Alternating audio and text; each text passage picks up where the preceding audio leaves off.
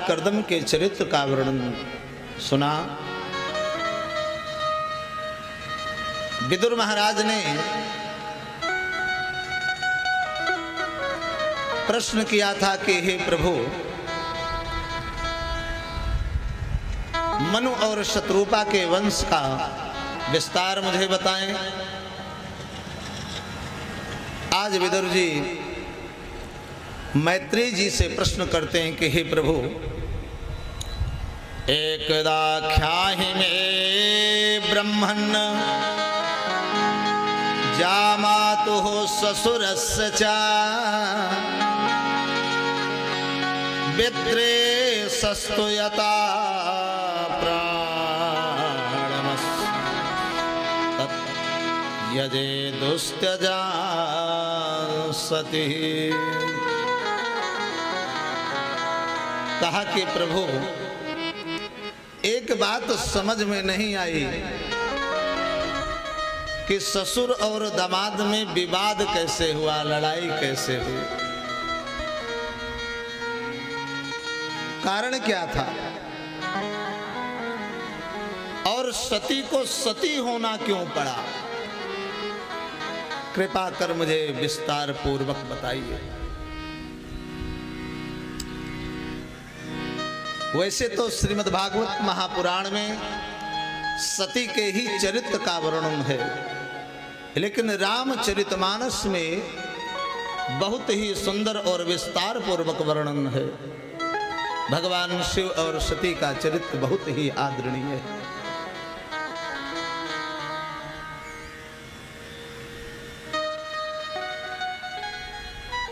मानस में लिखा गया है कि एक बार त्रेता जुग माही शंभु गए कुंभजरे से पाही संग सती जग जननी भवानी पूजे यरे से अखिलेश्वर जाने संग सती जग जननी भवानी पूजे यरे से अखिलेश्वर जाने। एक बार त्रेता जुग माही शंभु गए कुंभजरे से पाहे। एक बार त्रेता जुग माही शंभु गए कुंभजरे से पाहे। संग सती जग जननी भवानी पूजे रे से अखिलेश्वर जाने संग सती जननी भवानी पूजे रे से। अखिलेश्वर जाने। एक बार की बात है, मानस में जहां जहां एक बार शब्द आया है वहां एक नए कथा का अवतार हुआ है।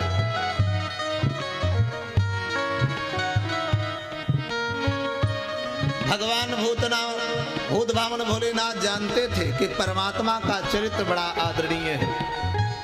उनके मन में तो लालसा थी कि परमात्मा ने गुप्त रूप से अवतार लिया है, मैं परमात्मा का दर्शन करने के लिए पृथ्वी लोक को जाऊंगा। एक बार त्रेता जुग माही शंभु गए कुंभजर स्माही संग सती जग जगननी भवानी। महारानी सती भी साथ में थी। भरद्वाज महाराज के यहाँ पहुंचे तो भरद्वाज महाराज ने आदर पूर्वक स्वागत किया और भगवान शिव का महारानी सती का पूजन किया। भगवान शिव को जब भी कोई पीड़ा सताती है, कोई कष्ट होता है तो भगवान राम के नामों की माला जपते हैं, समाधि लगा लेते हैं।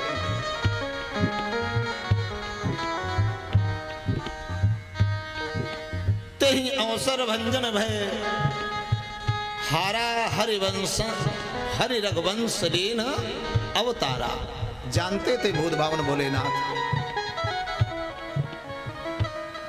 कि परमात्मा मेरे इस धरा के भार को हरने के लिए अवतार ले चुके हैं और मुझे दर्शन करना है उनका। बार बार चिंतन कर रहे थे। इधर बाबा ने लिखा,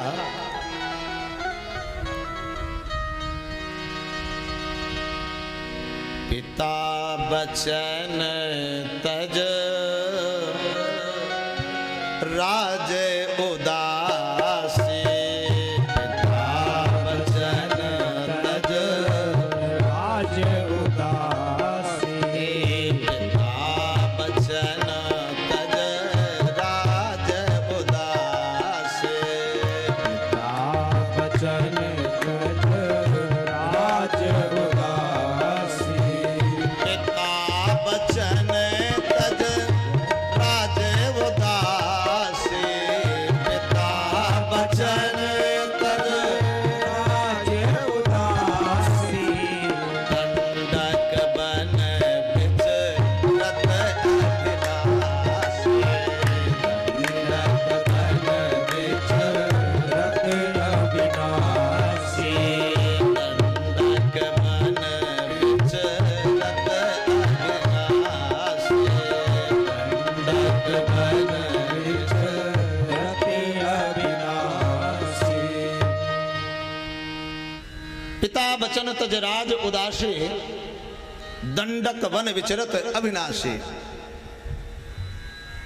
आपको पहले बताया गया कि जब जब होई धर्म कहानी बाढ़ई असुर अधम अभिमानी तब तब प्रभु धर विविध शरीरा हरहि कृपा निधि सज्जन पीरा। अतिशय देख धर्म के ग्लानी परम शभीत धरा अकुलानी। परमात्मा अपने भक्तों के कल्याण के लिए धर्म स्थापना के लिए बारंबार अनेक रूप से अवतार लेते। यह भी इसमें भी भगवान की एक लीला थी। भगवान ने चिंतन किया कि धरा पर भार बहुत बढ़ गया है, पाप बहुत बढ़ गया है, इसलिए हमें कुछ लीला करना चाहिए। भगवान शंकर जानते थे और उनका दर्शन करने के लिए वो भी मृत्यु लोक की ओर आए। विचार करने लगे, हृदय विचारत जात हरे के ही विधि दर्शन होय। भगवान शंकर विचार कर रहे थे कि भगवान का दर्शन कैसे होगा। गुप्त रूप अवतरे प्रभु गए जान सब कोई। अयोध्या के वासी सब जानते थे, क्योंकि माता कौशल्या ने कहा कि प्रभु जब नारायण स्वरूप में प्रकट हुए तो कहा कि प्रभु ऐसे लीला नहीं, आप तो मुझे बालक के रूप में आशीर्वाद दिए थे कि मैं आपका पुत्र बन के आऊंगा। तब परमात्मा छोटे से अबोध बालक के रूप में अवतरित हुए थे, रुदन किए और अपने लीलाओं का बाल लीलाओं का बोध कराए।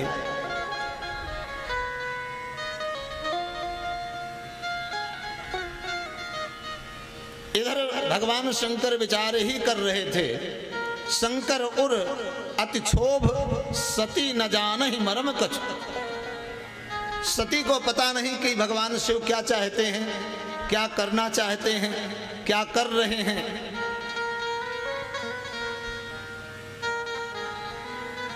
लेकिन भगवान सब कुछ जानते थे।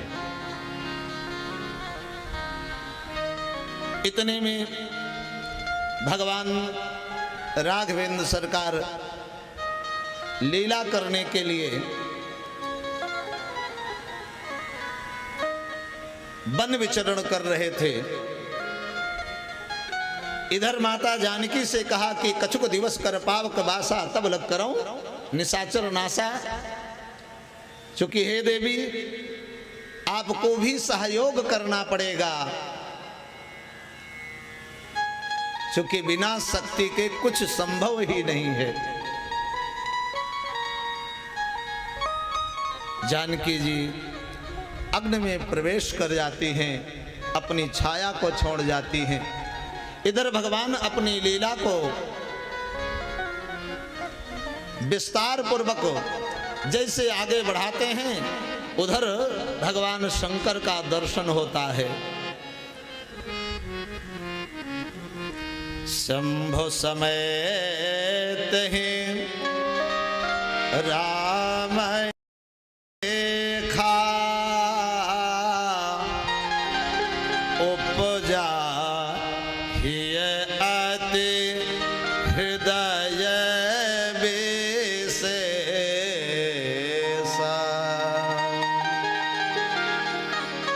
भरे लोचन छवि सिंधु निहारे कुसमय जाने न किन्ह चिन्हारी।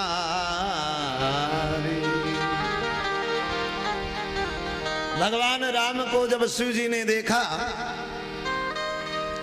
तो देख करके मानसिक दंडवत प्रणाम होता है, एक दूसरे का आदान प्रदान होता है। लेकिन समय सुंदर नहीं था। समय सुंदर क्यों नहीं था? क्योंकि परमात्मा लीला करने के लिए अपनी इस लीला का विस्तार कर रहे थे, और उसमें पहुंच करके कोई विघ्न डाल दे, कोई पोल खोल दे तो ठीक नहीं है। भगवान शंकर जी सोचे अगर मैं कह देता हूं कि मेरे इष्ट हैं, मेरे परमात्मा हैं, तो सब जान जाएंगे, तो इस तरह से लीला सब भंग हो जाएगी। तो कुसमय जान न कीन चिन्हारी, एक दूसरे का परिचय बिल्कुल नहीं हुआ। ऐसे लगता था न हम आपको जानते हैं न आप मुझे जानते हो। चले जातो शिव सती समेता पुण्य पुण्य पुलकत कृपा निकेता।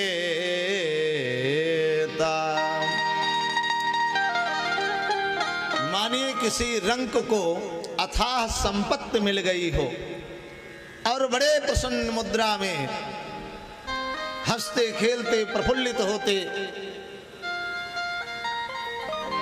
भगवान शंकर चले जा रहे थे, लेकिन महारानी सती के तो पेट में पानी भी नहीं पच रहा था कि ये क्या लीला है। महादेव किसको प्रणाम कर रहे हैं? ये देवाधिदेव हैं। अनेक प्रकार से जब विचार करने लगी सती, भगवान शंकर को समझ में आ गया। सती सुदशा शंभो कर देखी और उपजा संदेह विषेखी। शंकर जगत बंध जगदीशा सुर नर मुनि सब नावहि सीसा। कहा संसार जिनके चरणों में ओत-पोत लोटे हुए रहता है, देवता गण जिसकी स्तुति करते हैं, आज एक वन में विचरण करने वाले प्राणी को भगवान ने प्रणाम किया। ये कैसे संभव हो सकता है? भगवान समझ गए कि सती को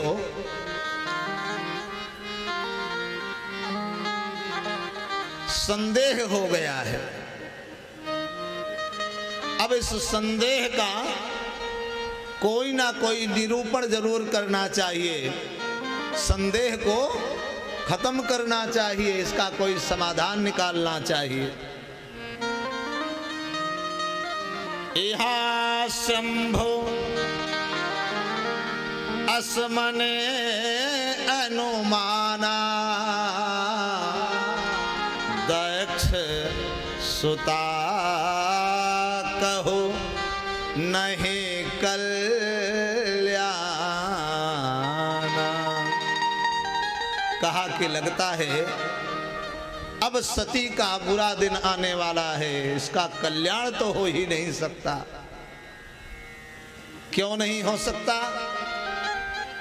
क्योंकि अपने से श्रेष्ठ जनों की बात पर विश्वास ना करना, अपने पूजनीय आदरणीय सम्माननीय गुरुजनों की बात को ना मानना भी बहुत बड़ा अपराध है, और उस अपराध का तो दंड भुगतना ही पड़ता है प्राणी को।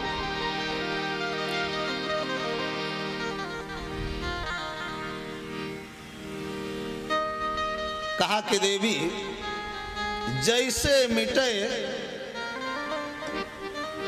तोर भ्रम भारी, कहा कि जैसे आपका भ्रम दूर हो वैसे ही कार्य करो। कहा महाराज जी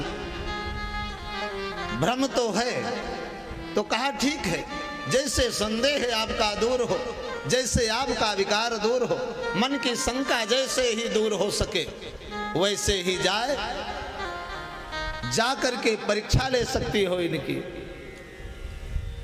सो तुम जा ही परीक्षा ले हूं, जा करके परीक्षा ले लीजिए। सती जी ने विचार किया कि मौका बहुत अच्छा है, परमात्मा ने भी कह दिया है, अब इस अवसर को गंवा देती हूं तो जिंदगी भर यह शंका दूर नहीं होगी। सती कीन सीता कर भेषा, महारानी सीता का रूप धारण कर लेती हैं और जाकर कहती हैं नाथ मुझे कहां छोड़ दिए। भगवान ने जैसे मुड़ करके देखा, महादेव और सती का नाम लेकर के प्रणाम किया, कहा कि कहां गए वृषकेतु, अकेले कहां विचरण कर रही हो आप। कहा हे देवी आप अकेले वन में क्या कर रही हो, मेरे वृषकेतु कहां गए, भूतनाथ भोलेनाथ कहां गए, भगवान शिव जी कहां गए। अब तो सती के पैर की जमीन खिसक गई कि संपूर्ण बात जानते हैं इसका मतलब। कहा कि आपको इस रूप को धारण करने की आवश्यकता ही क्यों पड़ी। भगवान ने कहा कि देवी आपको इस रूप को धारण करने का क्या तात्पर्य है। सती ने आंखों को बंद कर करके विचार करने लगी कि वृषकेतु सहित मेरा नाम लेने का मतलब कोई ना कोई विशेष बात जरूर है। मानसिक प्रणाम करती हैं और भगवान शिव जी के पास चली आती हैं। भगवान शंकर जी बोले कि देवी आपका विकार दूर हुआ। कहा कि हाँ प्रभु बहुत चमत्कारी है, बहुत ही अच्छे। कहा कैसे आपने परीक्षा लिया, क्या पूछा, क्या परिचय बताया। कछुना परीक्षा लीन गोसाई औकीन प्रणाम तुम्हारे नाय। कहा कि प्रभु मैंने कोई परीक्षा नहीं ली, जैसे आपने प्रणाम किया मैं भी जाकर के प्रणाम किया, और वो तो सब विस्तार पूर्वक बताने लगे। भगवान शिव ने कहा कि यह तो स्त्री के स्वभाव में ही नहीं है। शंका हो और शंका का समाधान बड़ी सरलता पूर्वक हो, अर्थात मन की तृप्ति हो जाए, ये संभव नहीं है। इसके लिए भगवान शंकर ने अपनी योग विद्या से ध्यान करके देखा। तब शंकर देखो धरे ध्याना सती जो कीन चरित सब जाना।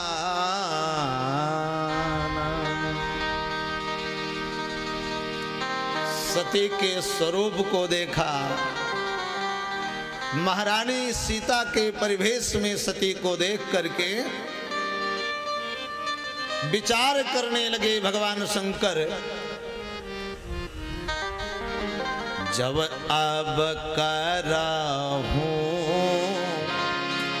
सती संग प्रीति, जब अब करहूं सती संग प्रीति, जब अब करहूं सती संग प्रीति, जब अब करहूं सती संग प्रीति, जब अब करहूं सती संग प्रीति, जब अब करहूं सती संग प्रीति, मिटाय भगत पथ होई अनिति, मिटाय भगत पथ होई अनीति, मिटाय भगत पथ होई अनिति, मिटाय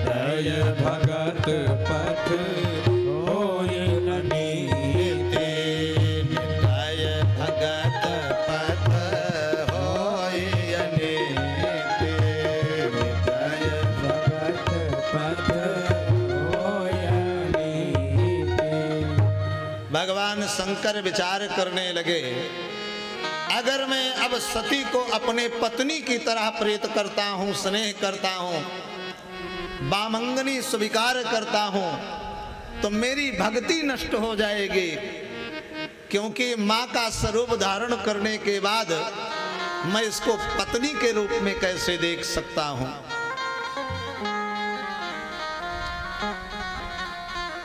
मिटई भगत पथ होय अनीति, मेरी भक्ति नष्ट हो जाएगी।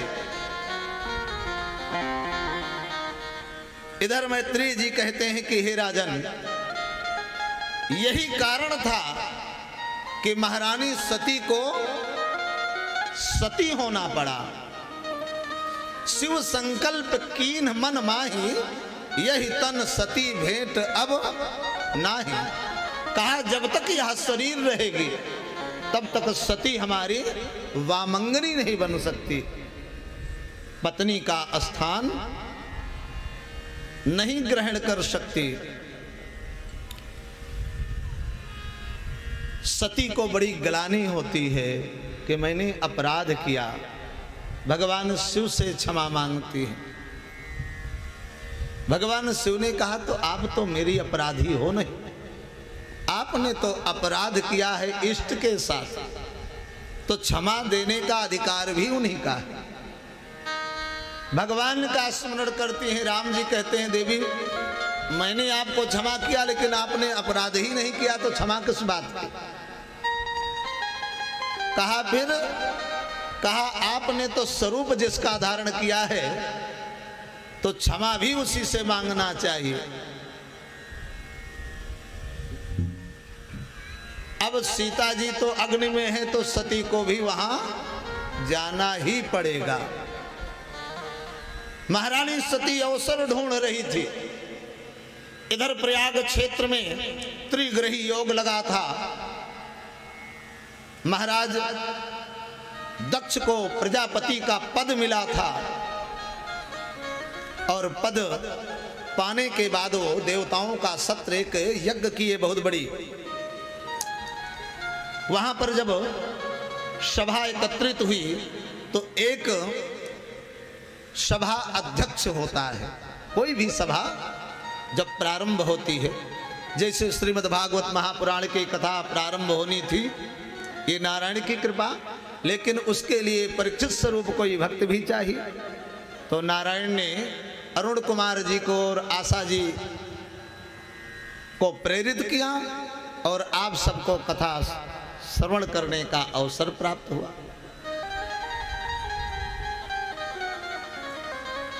जीवन में धन की कमाई तो बहुत करी जा सकती है, लेकिन धर्म कमाना बहुत ही कठिन होता है।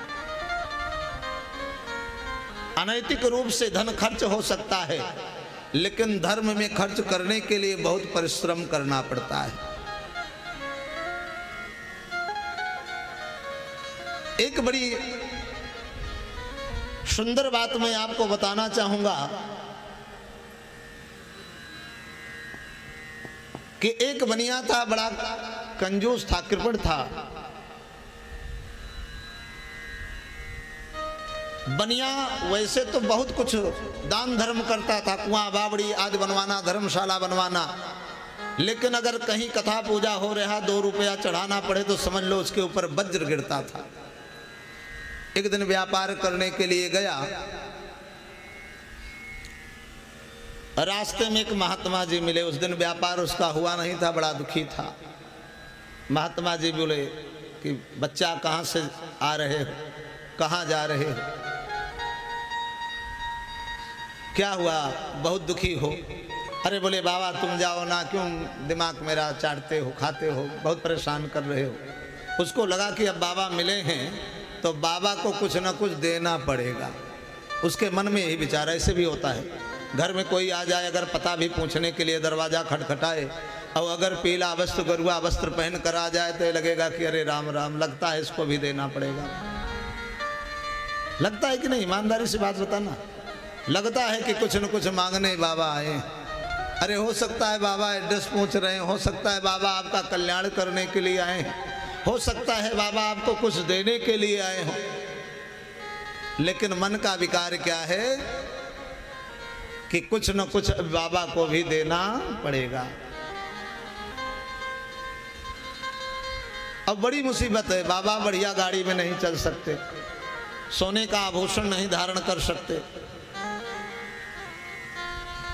और आपको बताएं, परहित बस जिनके मन माही, हरि प्रसाद कछ दुर्लभ नाही। जो संसार के लिए जीता है तो परमात्मा उस पर बहुत कुछ निछावर कर देते हैं। परमात्मा कहते हैं हाथ तो थामने के लिए मैं खड़ा हूं, लेकिन हाथ तो बढ़ा के देखो, तुम्हारे दुख हरने के लिए मैं तैयार हूं, लेकिन आत्मसमर्पण करके तो देखो। तो जब तक तो धन रहता है तब तक लोग अस्पताल में खूब दौड़ते हैं कि डॉक्टर साहब जितना पैसा खर्च हो जाए इसका प्राण बचाना। और डॉक्टर साहब भी ऑक्सीजन पे ऑक्सीजन, इंजेक्शन पे इंजेक्शन ठोके रहेंगे, बिल पकड़ाते रहेंगे। डॉक्टर साहब को पता भी है कि ये मरने वाला है, तब हड़बड़ा कर कहेंगे 5 लाख रुपए जल्दी जमा कराओ, इसका ऑपरेशन करना है, नहीं तो ये मर जाएगा। घर द्वार बेच करके 5 लाख भी आप जमा करा दोगे। अब जब सब संपत्ति लुट जाती है तब पहुंचते हैं महाराज जी के पास, पंडित जी के पास, मंदिर में गुरु जी के पास कि महाराज जी, स्वामी जी, गुरु जी रक्षा करो। अब महाराज जी ने बता दिया कि 51,000 रुपया खर्च होगा। बोले महाराज बहुत परेशान है, 1 महीना से एडमिट है, पैसा है ही नहीं है। अब फ्री में काम तो महाराज जी करें, अब पैसा का काम डॉक्टर जी करें। कहा है कि निद्रा देवी नमस्तुभ्यम यमराज सहोदरी, यमा हरस प्राणा वैद्या प्राणा धनान्य। निद्रा देवी यमराज की सगी बहन है और यमराज केवल प्राण ले जाते हैं। आपकी संपत्ति, आपका धन, आपका वैभव, आपकी यश कीर्ति, आपका धर्म, सब कुछ आपको समर्पित कर देते हैं। लेकिन डॉक्टर वैद्य क्या करते हैं? प्राण और धन दोनों लेते हैं, तुम देखते रहते। महात्मा जी से रूखे शब्द में जब बोला बनिया, तो महात्मा जी कह रहे हैं बेटा चिंता ना करो, मैं कुछ लूंगा नहीं आपसे। तो बोले फिर किस लिए पूछ रहे हो, चलो तुम अपने रास्ते चलो यहाँ से। महात्मा जी बेचारे अपने रास्ते को चल दिए। बनिया देखा तो बड़ी भीड़ एकत्रित थी। एक मंदिर था हनुमान जी का, हनुमान जी के मंदिर में मंगलवार और शनिवार को देखो भीड़ नहीं उमड़ती, कोई भी ऐसे तीर्थ हो। अब वहां पर बड़ी लंबी लाइन लगी थी। बनिया ने सोचा दुनिया बेवकूफ तो है नहीं कि लाइन में खड़ी रहेगी, यहाँ कुछ न कुछ लाभ है तभी लोग खड़े हैं। वह भी लाइन में खड़ा हो गया। अच्छा, जो बड़े बड़े जगह पर जाओ, चाहे तिरुपति बालाजी चले जाओ, चाहे सालासर चले जाओ, कहीं भी ऐसे चले जाओ, वैष्णो देवी चले जाओ, जो बड़े स्थान हैं वहाँ पर ऐसे कटघरा सा बनाया है जो अंदर आपको जानवर की तरह घुसेड़ देंगे और उसके बाद चाहो कि मैं पीछे हो जाएं तो आप पीछे हो भी नहीं सकते, जाना ही सीधे है आप। अब बनिया बेचारा चिंतन करने लगा कि इतना समय हो गया, अभी तक कुछ मिला नहीं, कोई पूछने आया नहीं।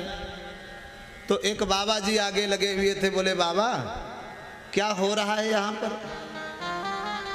तो बाबा जी ने कहा बेटा हनुमान जी का दर्शन करने के लिए सब लाइन में लगे हैं। तो बोले जो हाथ में लिए हो ये क्या है?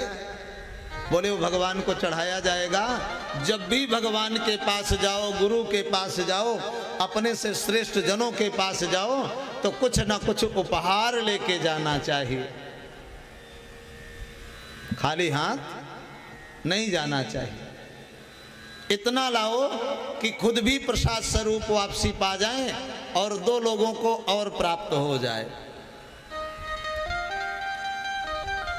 बनिया ने सोचा ये लो बात तब नहीं बनी तो अब बनी, यहाँ भी ठग विद्या, अब यहाँ भी चलो पैसा खर्च करो। जेब में हाथ डाला, ऐसे टटोल रहा है कि कौन सा सबसे छोटा सिक्का है, वही सिक्का चढ़ाऊंगा। एकदम नजदीक जब पहुंच गया, मुट्ठी में एकदम दबा करके रखा था, पसीने से सिक्का भीग गया था। नजदीक पहुंचा तो खोल के देखा कि कहीं ऐसा तो नहीं है कि 1 रुपए की जगह 5 रुपए जा रहे हो। और खोल के देखा, पसीने से लक्ष्मी जी भीग गई थी। रोने लगा बनिया कि माता रो मत तुम मैया, लक्ष्मी जी रो मत, जितना तकलीफ मेरे पास से वहां जाने में तुम्हें है उससे ज्यादा चढ़ाने में मुझे तकलीफ हो रही है। उस सिक्के को फिर जेब में रख लिया। अब भगवान का दर्शन क्या करना, कैसे ही लाइन पूर्ण हुई और फटाक से मत्था टेका, आगे बढ़ गया। फिर बाबा जी मिले, बोले बेटा कितनी देर कहाँ रहे? अरे बोले बाबा काहे को परेशान करते हो, तब मिले तो इतनी मुसीबत हुई और अब फिर दर्शन हो गया है आपका। तो बोले एक बात बताऊं आपको। बोले क्या?